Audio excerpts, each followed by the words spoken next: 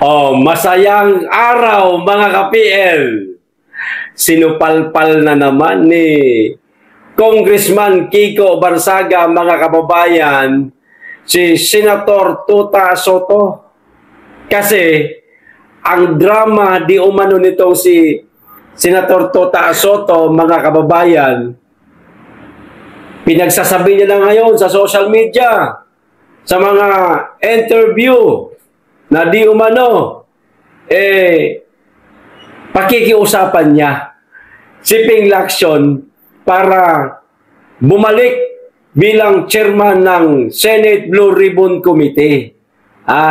At maaari daw, mga kababayan, na bumalik si Ping Lacson sa pagka-chairman nga ng Blue Ribbon Committee, mga kababayan.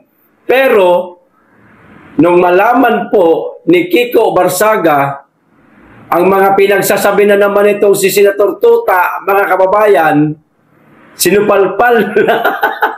Siyempre, Kiko Barsaga yan.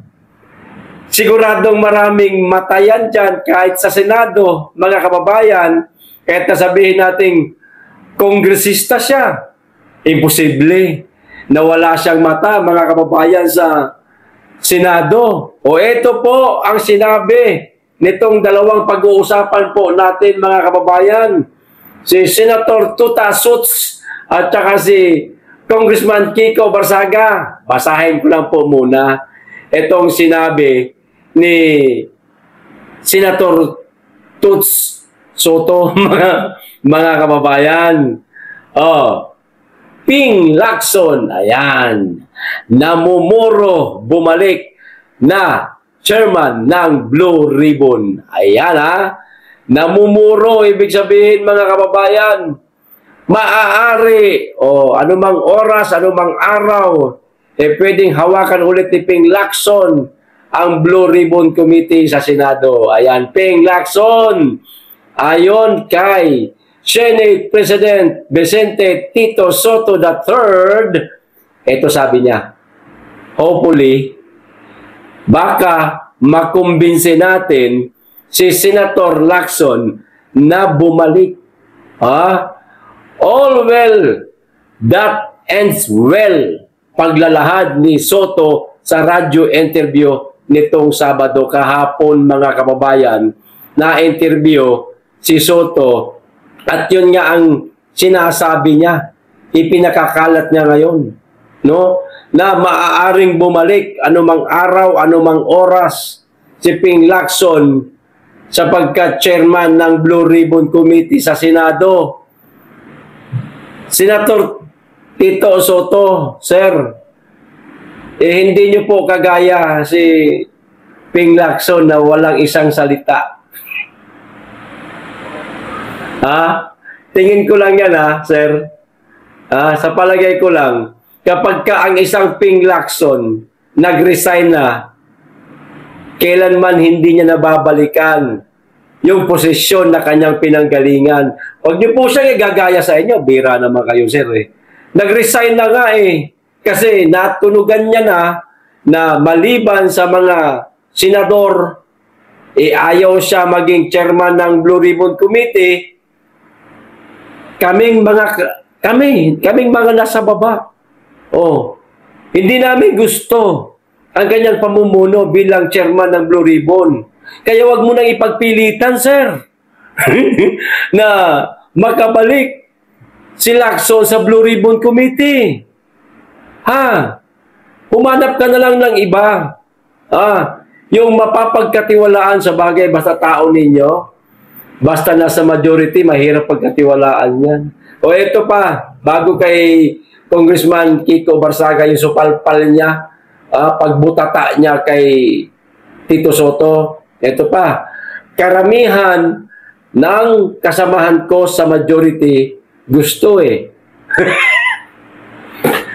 Oo nga, siyempre majority nga kayo Nasa majority nga kayo majority black. Abay, gusto talaga posible namang gustuhin ng mga nasa majority black itong nasa minority. Pero mga kababayan, tandaan po natin, sila itong nasa majority black, sila Ping Lacson, sila Tito Soto, at kung sino pa yung iba dyan, pero di hamak na mas marami po ang bilang nitong mga minority bloc o kahit sa mga Duterte bloc na lang Di hamak po na mas marami bilang nila Nagkataon lang talaga na nakudita si Chis Escudero. O ito pa, ayon kay Senate President, nagpasabi na si Erwin Tulfo na hindi siya magtatagal bilang acting chairman ng komite dahil sa marami umano itong nakalinyang trabaho sa iba pang pinamumunuang komite. Hanggang dyan lang tayo. So, ngayon pa lang, umaatras na itong si Senator Erwin Tulfo, mga kababayan, bilang acting chairman ng Senate Blue Ribbon Committee. So, pasa nyo na sa iba yan. Dami ko ng trabaho. Hanap na lang kayo ng iba. Yun nga, ang ikinikwento na ngayon, ipinapakalat ni Soto na si Lacson daw ay maaaring bumalik. Ngayon, mga kababayan, meron ngang mataate ngayon si Kiko Soto sa Senado. No? Ito, ang supalpal niya kay Tito Soto, mga kababayan. Huwag kayong maniwala sa drama ni Tito Soto. Si Insertion Queen ang gagawin niyang Senate Blue Ribbon Committee Chairman. Sino daw? Si Insertion Queen, mga kababayan. Si Risa Hontiveros. Mangyayari kaya ito? Magkakatotoo kaya ito? Posible kayang mangyari ito, mga kababayan? Yes naman. Oo. Sino pa ba ibang kukunin nila? Yung iba nga tumanggi na 5 ba yun? 4. Tumanggi. Ayaw maging komite ng Blue Ribbon.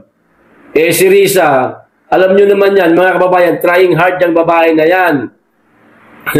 Gusto niya maghari-harian lagi So maaaring totoo itong sinasabi ni Kiko Barsaga na si Risa Hontiveros o si Insertion Queen ang gagawin ni Sotong magiging kasunod na chairman ng Senate Blue Ribbon Committee. Ayan.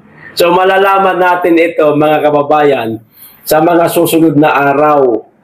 Ngayon, kung totoo itong sinasabi ni Barsaga, legit, mga kababayan, yung kanyang mata-atinga dyan sa Senado. Totoo. No? Hindi gumagawa ng istorya lang. Hindi fake news. Ayan. Diba? Kasi, magkakatotoo nga ito Kasi, yun na di umano ang nararamdaman o mga galawan ngayon dyan sa Senado. Parang si Risa di umano ang ipapalit kay Ping Lacson bilang chairman ng Blue Ribbon. Magkantabay ho tayo, mga kababayan. Mabuti na lang talaga at merong isang bagitong kongresista na ubod ng tapang. Maliban sa tapang, talino pati, mga kababayan, na handang isiwalat lahat ng kanyang mga nalalaman buhat sa kanyang mga insider. Ayan. Insider sa Kamara de Representantes at insider niya dito sa Senado. So mag-abang-abang ho tayo. Mga kababayan, kung kailan ito mangyayari. At ngayon pa lang, mag-ingay na po tayo sa social media natin, mga kababayan.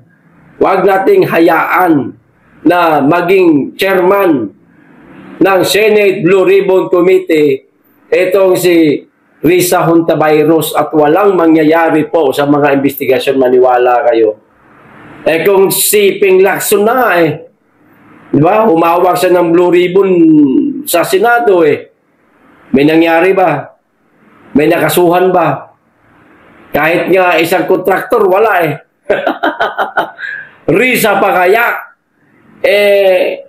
Pulpul naman kasi. Pulpul yan si Risa eh. Wala tayong aasahan sa babae na yan, mga kababayan. Maliban sa pulpul, bugok pati. Baka supalpalin lang ng supalpalin ni Senator Rodante Marcoleta yan. At ni Senator Bato kapag bumalik na ang pagdinig ng Blue Ribbon Committee sa Senado. Baka siya pa itong lamunin ng hiya. Kung sakasakali magbalik ng pagdinig. Di ba? Kasi po, ang majority, mga kababayan, walang matinong tao. Lahat bugo. Boplax lahat ng karamihan ng mga miyembro ng majority. Kumbaga, sa prutas na ipagtitinda, sila yung mga pinili na eh, yung isinantabi na ba? Yung may mga tama, may mga lamog, yan. May mga bulok. Bulok na. Sa madaling salita, may mga issue. Lalo na to si Risa Hontiveros. Insertion queen na nga tawag sa kanya ngayon eh. Maliban dyan. O baka, pagdating ng araw, halimbawa lang, kung magkatotoo na siya ang magiging chairman ng Senate Blue Ribbon, baka pati yung mga resource person niya, mga kababayan, babayaran niya na naman. Ako po, tragis talaga, oo. Di ba? Mahilig sa bayad tong babae na to eh. Ano ba sinabi ni Alias Rene? Binunyag siya na binayaran siya ni Risa Hontiveros. Milyon ang natanggap nitong si Alias Rene. Pero hindi niya maatim, hindi niya matiis. Binabagabag siya ng kanyang konsensya. Kaya ayun, umamin, ikinanta si Risa Hontiveros. Ganyan po ang mangyayari, mga kababayan, kapag nagtuloy ang investigasyon sa Blue Ribbon Committee at si Risa na ang chairman. Baka lang naman, pero posible, no? Baka mga resource person niya, kung saan-saan niya na naman hinugot yan, mga babayaran niya. Tapos, lalo na ngayon, mga kababayan, itong iskandalo sa flood control project, unti-unti na po nilang dinidikit sa mga Duterte. Ang mangyayari kapag halimbawa, nagbayad na naman si Risa Hontiveros na mga resource person, Duterte na naman ang isisigaw niyan, mga kababayan. Kasi po, ayaw talaga nilang tantanan si Inday Sara. Sisirain nila sino mang mga Duterte kasi kasiraan na rin yan ng pangalawang Pangulo. Hoy, hindi na po maniniwala ang tao sa inyo, Risa. Kahit anong paninira nyo sa pangalawang Pangulo, kita nyo naman ngayon. Hindi bumababa ang survey sa kanya. Nagtitiwala pa ang ating mga kababayan. Approval at saka trust rating, parehas matataas. Saka makakita, pangalawang Pangulo, nilalampaso ang Pangulo pagdating sa ratings. Meron mang lumalabas, bayad naman. Meron lumalabas na mga survey na kuno tumaas si Marcos kay Inday Sara, pero commission po. Commission survey yun, mga kababayan, may bayad yun. Siyempre, binayaran yung survey firm para itaas ang rating ng isang taong napakabagsak na o bagsak na ang rating sa mga survey. Commission nga eh. Di ba? Yan ang nakakatakot dyan. Kaya ngayon pa lang, mag-ingay na po tayo, mga kababayan, na huwag po nating hahayaan na maging chairman ng Blue Ribbon si Risa Hontiveros. Mag-ingay tayo. Gamitin nyo po yung inyong social media. Dahil hindi naman po natin mailalabas to sa mga rally, din wala pa namang rally. Di ba? Sa pamamagitan po ng inyong social media, kalampagin po natin ang Senado na huwag si Risa Hontiveros. Mainam pa talaga siguro, mga kababayan, na mapalitan na ang liderato dyan sa Senado para magkaroon ulit ng matino, magaling, matalino, abogado na chairman ng Senate Blue Ribbon Committee na tulad ni Senator Rodante Marcoleta para maibalik na sa kanya. Ang hirap kasi ngayon dyan sa Senado, mga kababayan, ang majority puro bulok eh. Lahat may tama eh. Di ba? Okay, maiba naman tayo. Dito pa sa isang balita, mga kababayan. Etong viral ngayon na si Regal Oliva, yung abogadong vlogger, mga kababayan. No, siguro, karamihan sa inyo, mga DDS, ako hindi ako naka-follow sa kanya eh. Nakikita ko lang minsan yung mga video niya, minsan nagugustuhan ko naman. Pero nitong huli daw, hindi ko pa naman napapanood yung huling video niya, eh marami nang nag-unfollow dito kay Regal Oliva. Dahil nga, tinitira na daw nito ngayon ang dating Pangulo Rodrigo Duterte na itinaas pa yung kamay niya, ni Tatay Digong, kasi nga tumakbo daw ito eh. Naging kandidato daw itong si Regal Oliva eh.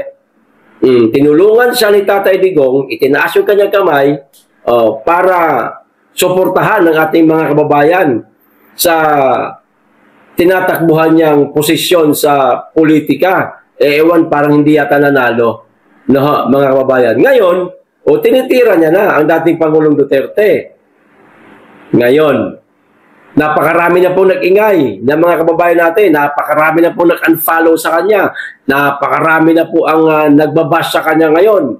Isa na po dito, mga kababayan, si Gob Pambari 4 ng Cebu City. Ito po ang sabi.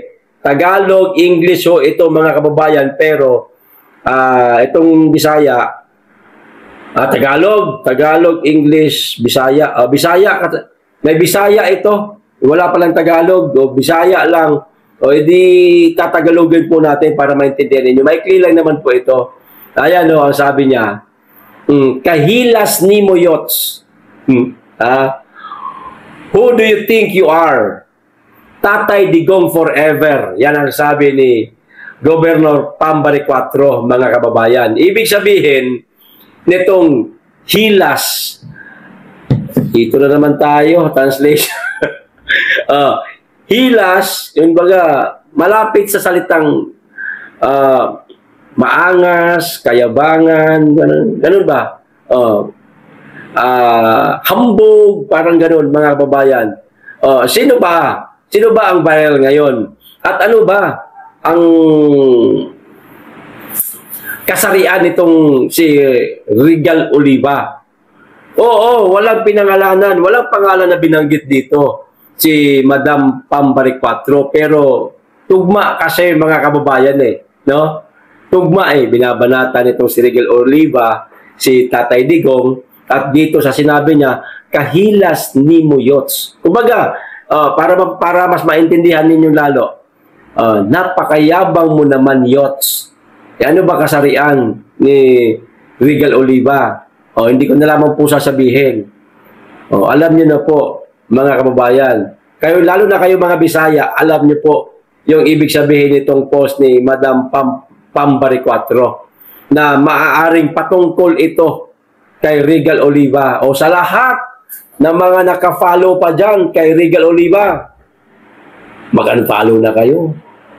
Yung ganyang klaseng tao, walang prinsipyo, hindi dapat yan sinusuportahan. At wag na wag nyo nang panonoorin ang kanyang mga video na sa ganun hindi siya kumita mula sa mga pagpapanood ninyo sa kanya. Maaari kasing nakamonetize yung kanyang YouTube channel YouTube channel, yung kanyang Facebook account pala. Yung Facebook page niya. Kumikita siya habang pinapanood ninyo. At pangalawa, maiinis lang kayo. Kasi patama na sa dating Pangulong Duterte ang ginagawa niya. DDS nga tayo lahat ng mga bumabanat sa Tatay Digong, magagalit tayo Masasaktan din tayo Di ba? Unfollow nyo na sa mga hindi pa naka-unfollow. Unfollow nyo na. Ako, hindi naman ako naka-follow sa kanya, mga kababayan Hindi ako naka-follow sa kanya. Kasi,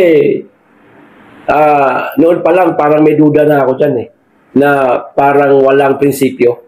Na parang isang araw bumaliktad. Hindi ako nagkamali. Eto na. Nangyari na. Mga kababayan, buti na lang. At di ako nakafollow sa tao na yan. I-unfollow nyo na yan. Okay.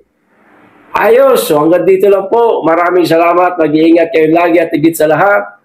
Mahalin natin ang Pilipinas.